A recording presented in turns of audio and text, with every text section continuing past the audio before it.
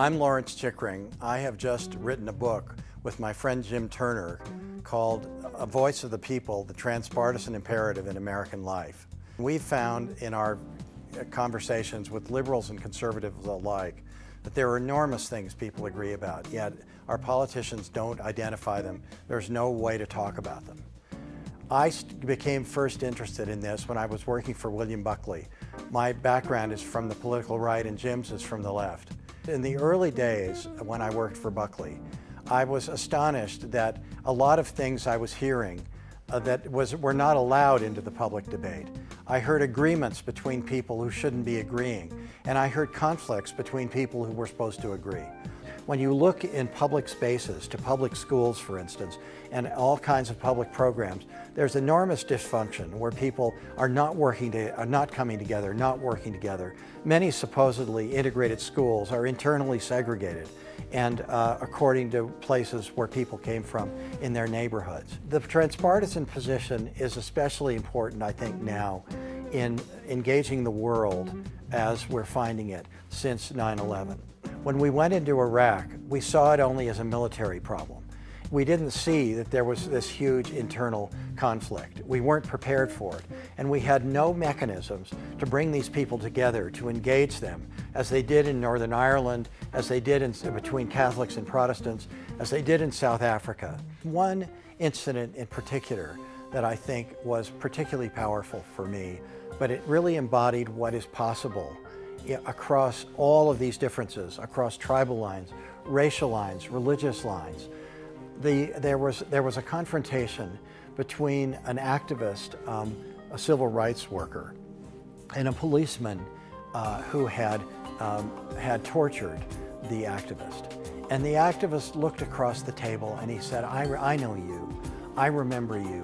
You tortured me in 1992 and within a short space of my life. And I have never forgotten it, and I couldn't forget you. And there was a moment of silence as everyone in the room was frozen, and they forgave each other. This was a powerful, powerful moment, and it has been repeated in many instances all over South Africa. People start to trust each other when they engage each other, when they reach out to each other, and when they communicate at a personal level. Those personal moments are what create really public experiences where people transcend their differences. The government in foreign policy needs to engage and partner with civil society, with citizen groups, encouraging citizens both in our country and in the other countries to bring about the changes, economic, social, and political, that really will determine whether our relations with those countries can improve, whether they can come together, and when strong states emerge, they can be powerful partners with us to do a variety of things in trying to make the world a better place. I am really excited to be able to be part of this transpartisan movement. My background is on the right, but I have worked for several decades in a variety of areas in trying to promote transpartisan objectives and transpartisan issues. Citizens need to come together and need to engage each other in relationships of real trust to make change possible. The opportunities here are enormous. Right now, public policy in the areas in public spaces tends to be entirely focused on what governments can do.